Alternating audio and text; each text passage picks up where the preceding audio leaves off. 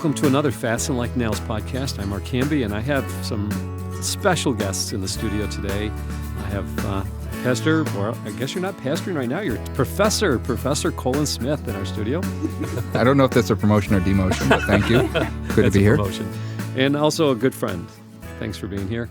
Just drove in 12 hours from North Carolina last night, and I'm sure you're rested by now, right? Well, getting there. And you taught for 2 hours this morning on the book of 1 Samuel, correct? That is correct, yeah. We're going to talk about that this morning. We're going to talk about 1 Samuel, but not just 1 Samuel. We're going to talk about the historical significance behind 1 Samuel, the chiastic structure within it, framing the whole thing. So we're going to got some really cool things theologically to talk about. And I have next to me Rebecca. Nice to have you here, Rebecca. Good to be here. And I chose you this morning because I saw Jesus on your face. So Praise I thought, well, we get 2 in 1. And then I saw Rainey coming in from class, and you had the smile that I saw on Molly's face all last semester. And it was like, okay, she got bit by theology today. That's awesome. So I'm glad that you're here, and hopefully Glad to be here. Was it life-changing, interesting, like beyond imagination? Just super interesting. So many things I've never seen before. Isn't that awesome? Yeah. You see the Bible come alive. Mm-hmm. It's like looking into a microscope and seeing, like, the first time. Well, before I tell you what I'm going to tell you, Molly, it's always great to have you here. Thank you. Okay, so here we go. 1979. I was principal in a Christian school, and Bosch and Lomb of Rochester, New York, was getting rid of their 50-year-old microscopes. Okay, now, do you guys know who Bosch and Lomb is? Contact lenses? No. Ooh, Molly, you worked for an eye doctor, didn't you? Oh. Very interesting. What else do they do? Well, yeah, just contact lenses would be like minimal. Oh, interesting. Anyone else know? Colin? Yeah, I have a friend lives in Rochester. She works for Bosch & Lomb. She's a scientist. Yeah, this is like one of the major eye companies in the world, okay? So they've been doing research for, I don't know how many years, 75 years maybe, and they had in their possession some of the strongest microscopes in the world, okay?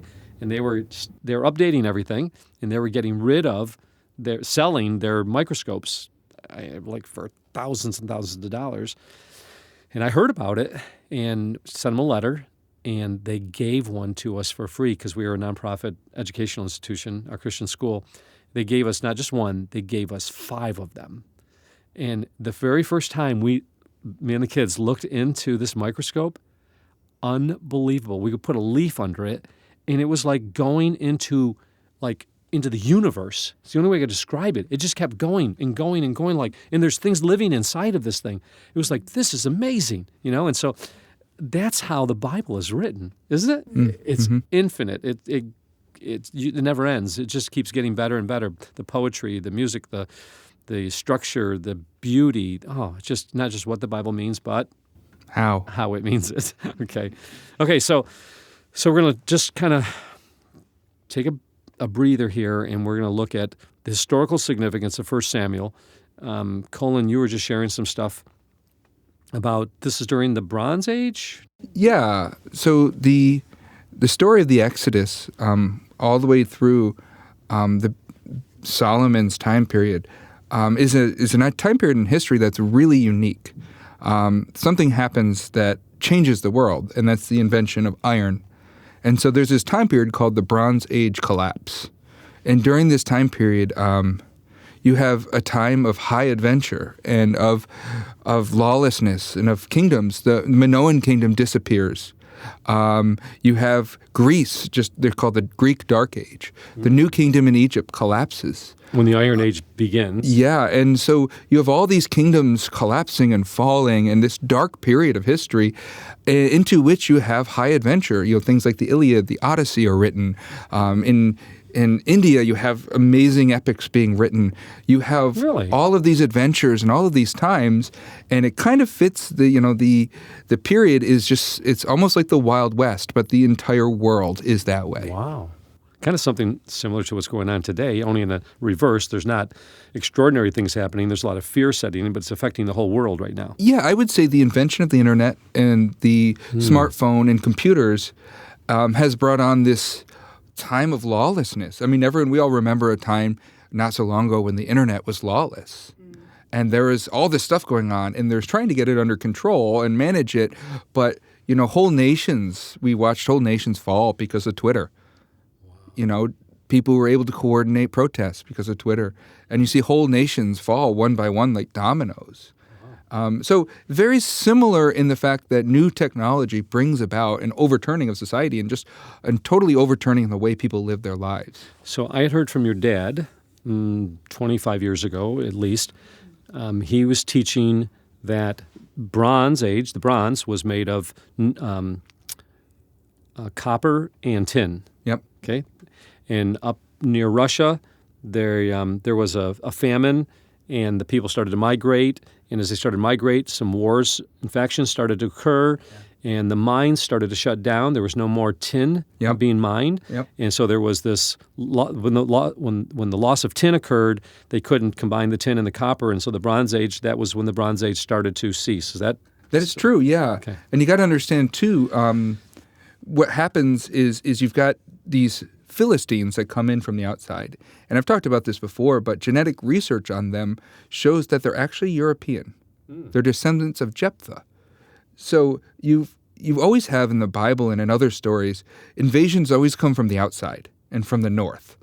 And so you have these invaders that come in, and they basically overthrow the world with chaos. Oh. And what you're dealing with iron is iron changed the way that they did war.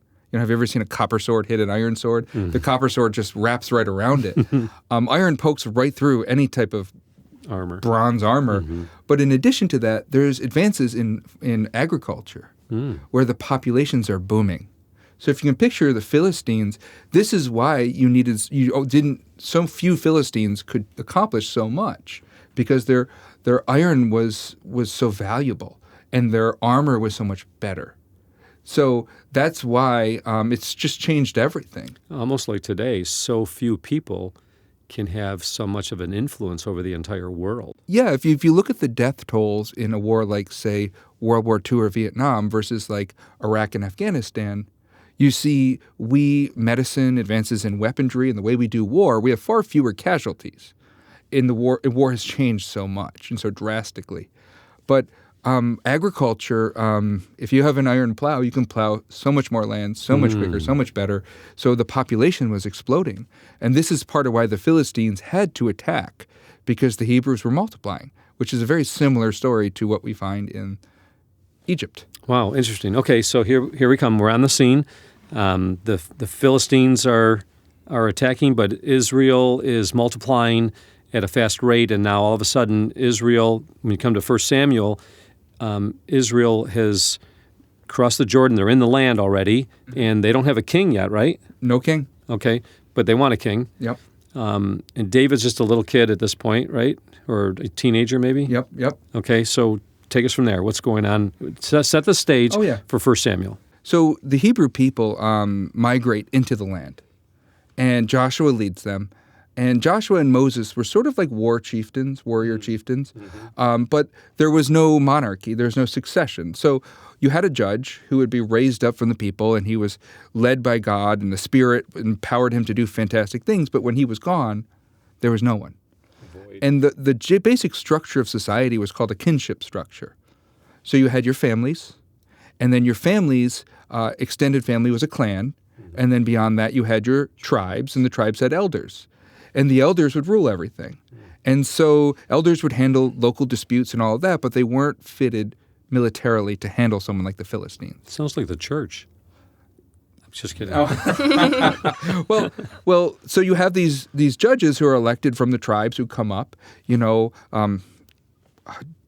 was an Ephraimite. They're all from different tribes. And then all throughout the book of Judges, you have this phrase, and there was no king in the land. Mm-hmm.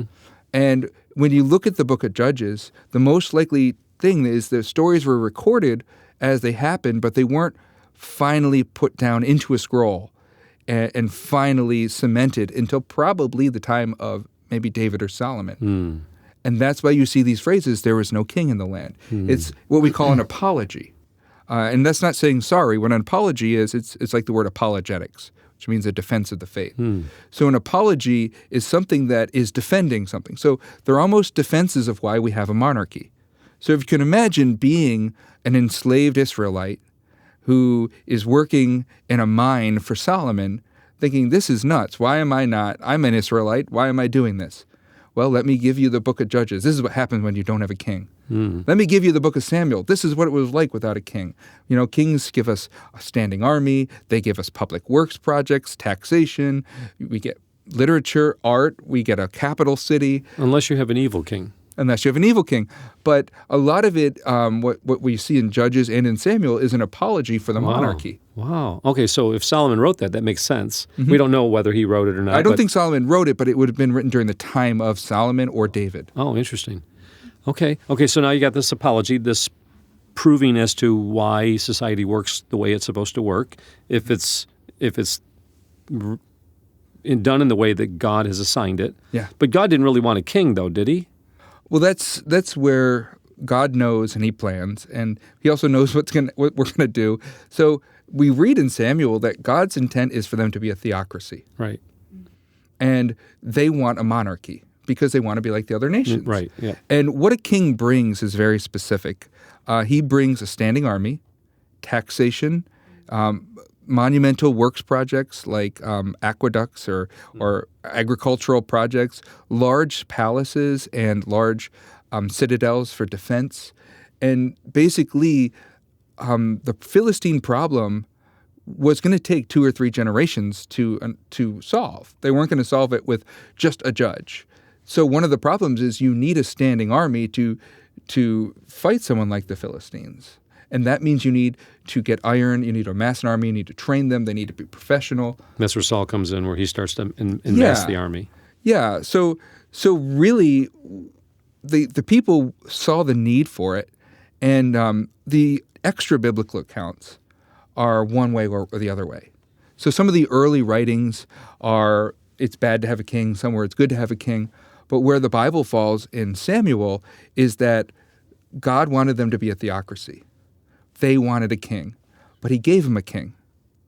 But then he restores his nation to a theocracy when he sends them a God king in Jesus. Okay. I have a question. So you're in 1 Samuel, is it? So Yes.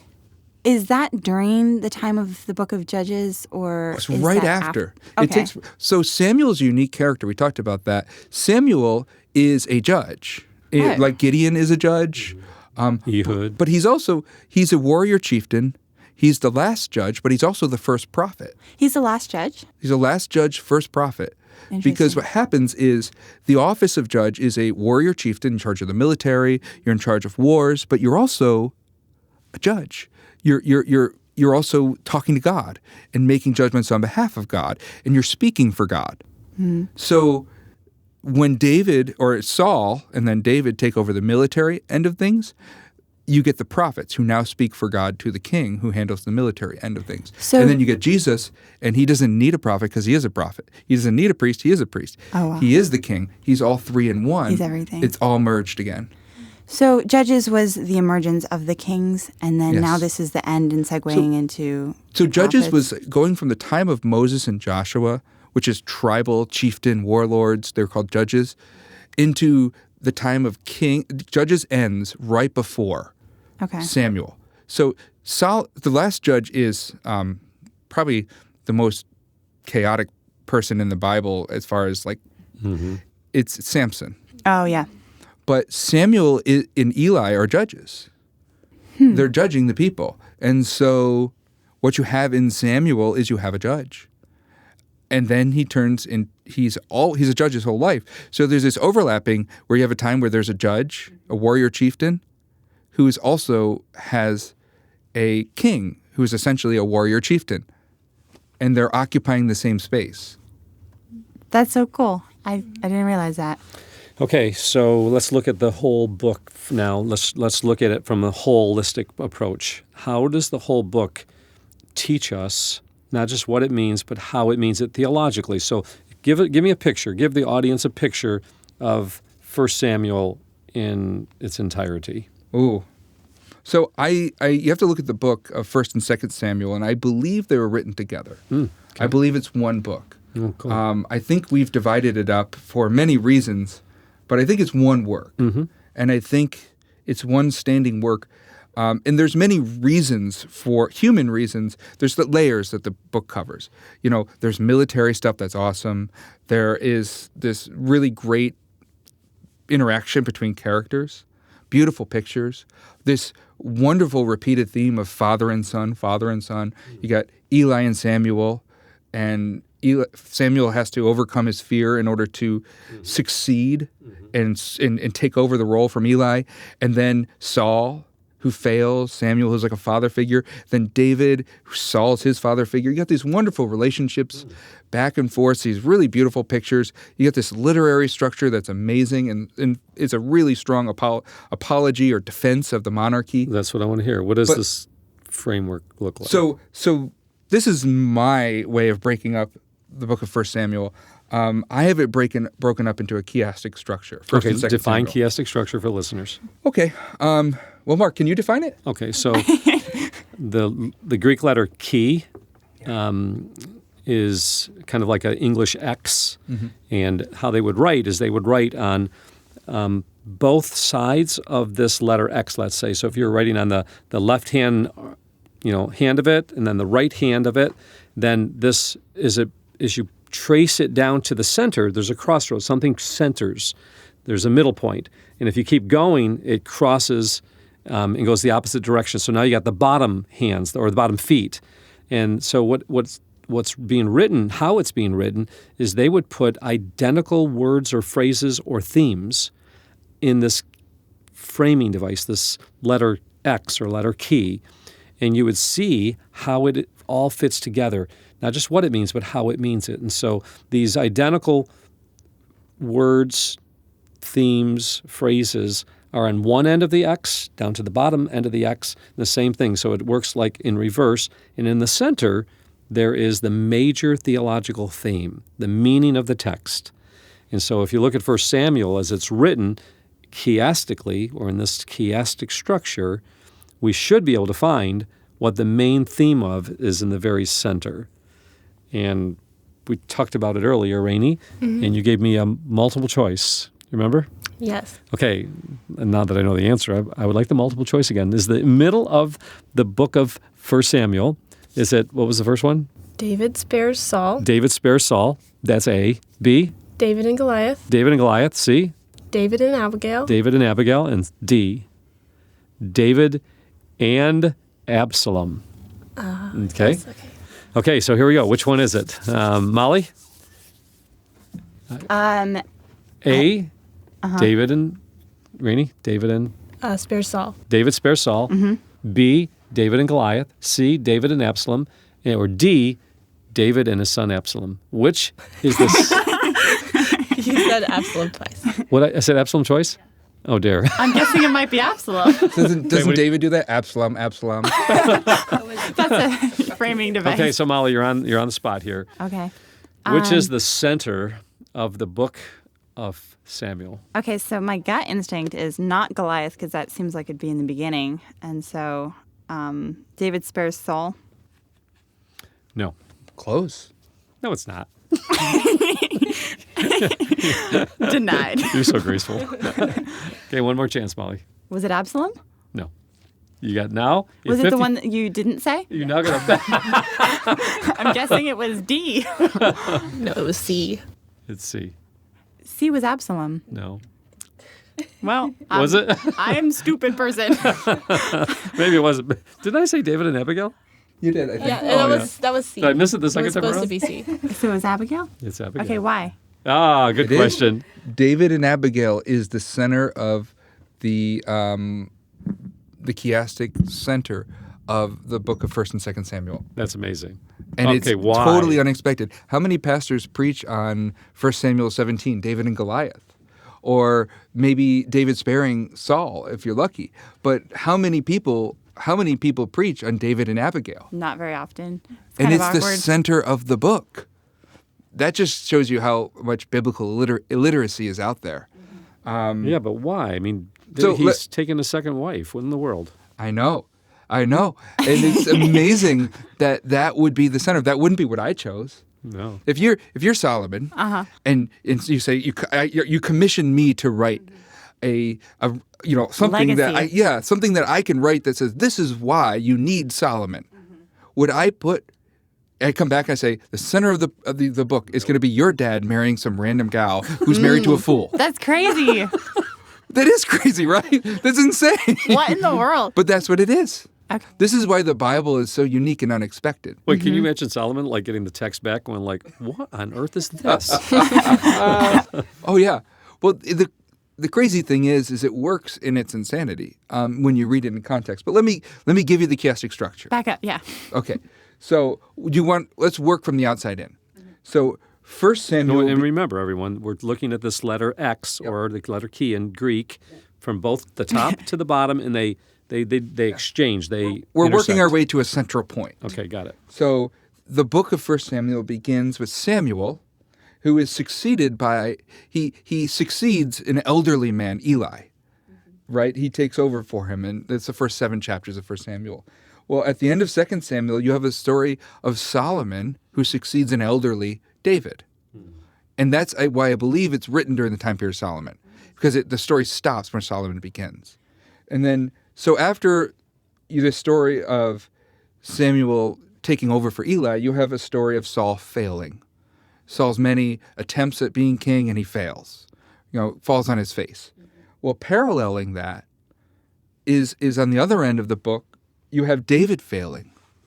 In 2 Samuel 9 through 20, you have stories, David's downfall. It kind of parallels Saul's downfall. So in the beginning of the book, after Saul's downfall in 8 through 15, you have David rising to influence in Saul's court in the presence of Saul. And he's being widely acknowledged. Well, mirroring that on the other end, before David fails, you have David's influence rising to the pinnacle where he's influencing all of Israel, and his influence rises. So you've got David's influence rising on both ends. Well, after David's influence rises in the beginning of the book, you have a story of David fleeing Saul, and fleeing Saul, and then Saul kills all these priests, right, who probably would have been dear to the Lord being priests, but many of them would have been friends of Samuel. And this is happening before Samuel's death. Wow. Saul is killing all of these priests, some of whom might have been related to Samuel, some of whom would have been close friends with him.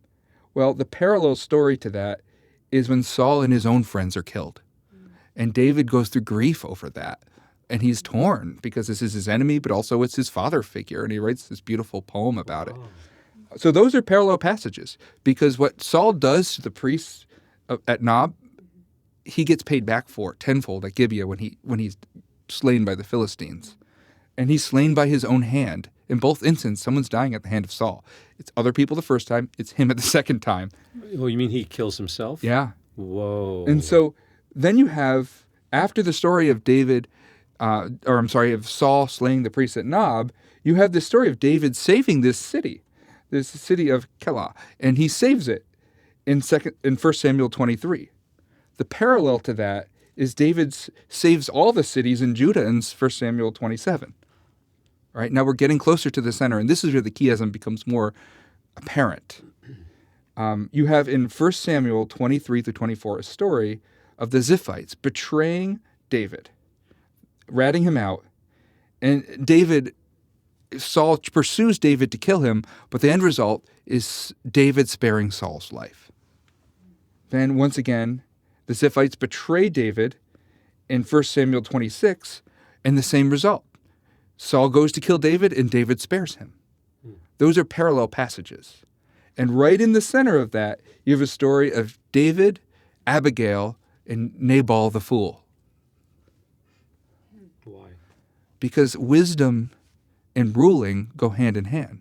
Kingship and wisdom go hand in hand. It's a story about wisdom.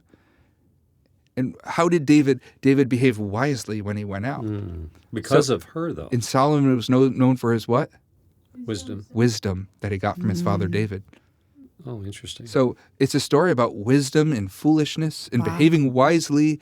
And it also has a story of a woman in there who he marries. And Solomon liked to do that a lot too. So, Oh, you think that's why he had this written? no, I think it just fits. But when we look at the story, we could go through the story of David and Abigail. When you go through it, so many elements fit with the purpose of the entire book. I mean, Abigail's beautiful, Mm-hmm.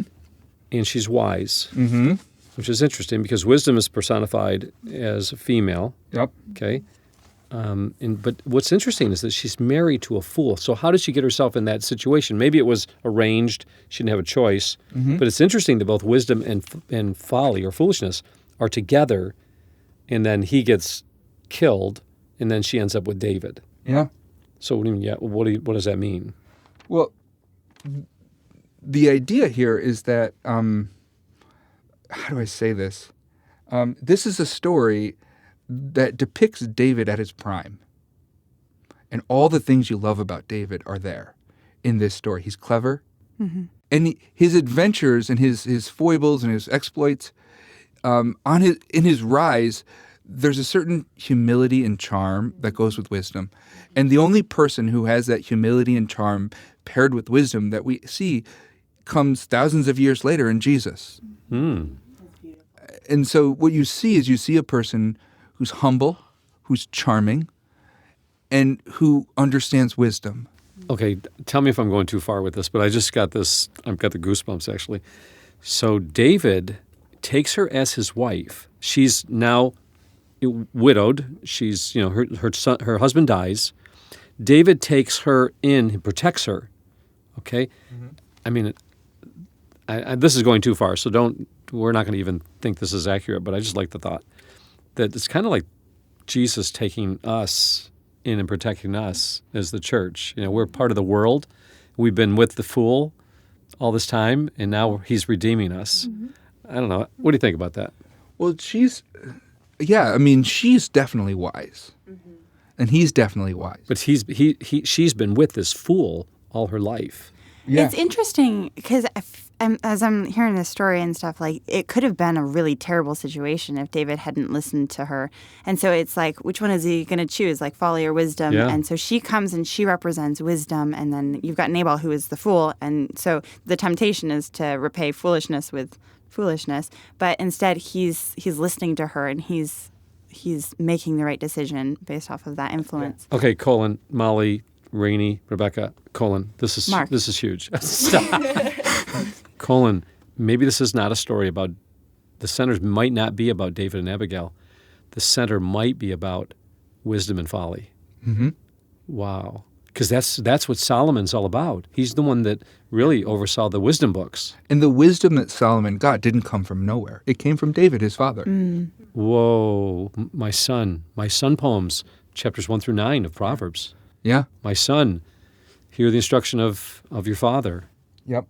And the idea here is that it's also an impassioned plea that this woman makes to the king that stops him in his tracks. And he listens to the wisdom, and then he hears her voice. Here is a big theme. So if you want to figure out the David and Abigail story, my suggestion, it's a little homework, look at when people speak and people hear.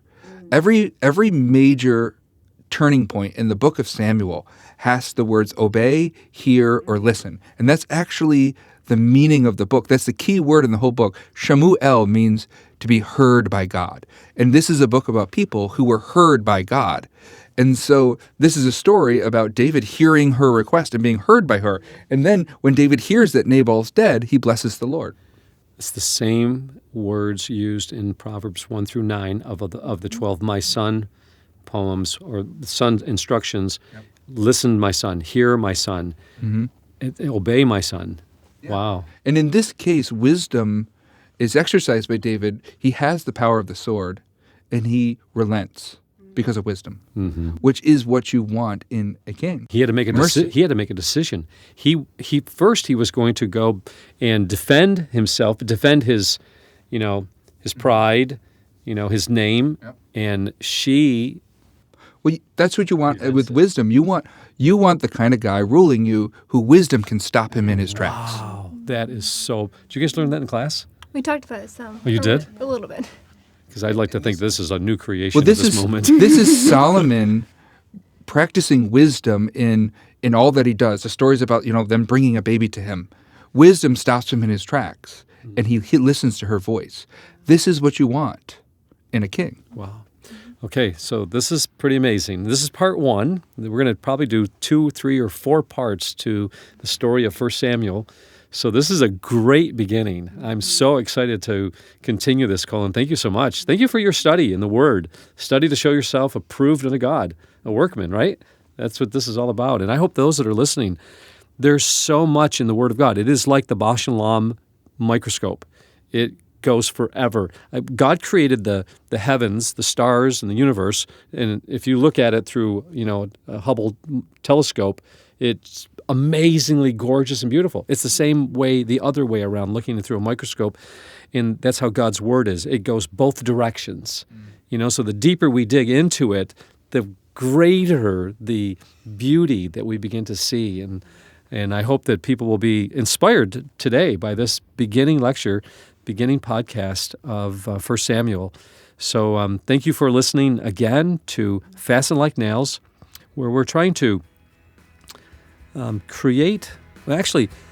Fasten Like Nails really started with the idea of igniting a renaissance of creative excellence in the way we study the Word of God, the way we live our lives, igniting a creative excellence to know God intimately, proclaim Him passionately, and Enjoy Him infinitely. I love it.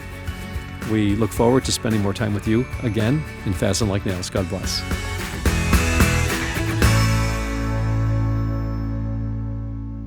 An old man blind to his own bitterness. I will never forgive her. A young girl blind to her own identity. There are people who want to hurt me. Together, they find a treasure, the hidden hand. I will take the girl. In the heart of the Deep South is a deep secret. Hidden house. It's haunted, they say. A story that will open your eyes to your own story. I don't know how God is working, but I know He is. This is The Hidden Hand. This must be kept entirely secret. Starring Katie Lee as Capitola. An interesting name. I'm an interesting girl. Written and directed by Kathy Buchanan. Get rid of Capitola once and for all. Behind every story of your life, discover the author of your faith. Discover The Hidden Hand. Visit lamplighter.net. Lamplighter.net.